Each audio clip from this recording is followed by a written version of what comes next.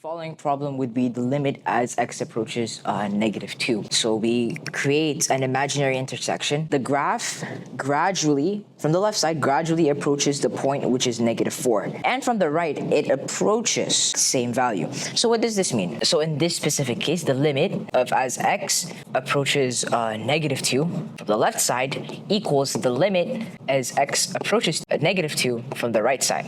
So what this concludes is that the limit exists at as x approaches -2 at the height of -4.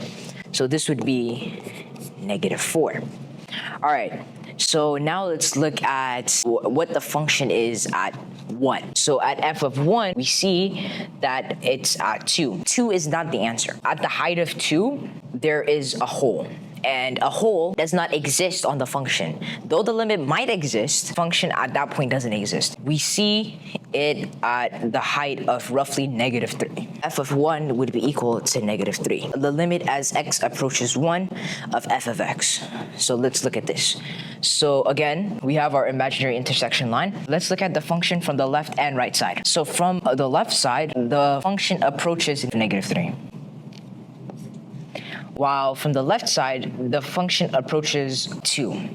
So these are split points. So what that means is the limit of the graph from the left side and from the right side are different.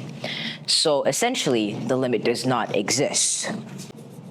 Again, limits aren't exactly where the point would be, but it's an expression of how the function acts as it approaches a certain point. Keep that in mind. So let's look at another question, which is f at 5. So we have two removable discontinuities above it and below it. So hence, f of 5 does not exist. Finally, let's look at as x approaches -5 from the negative direction. So from the left side.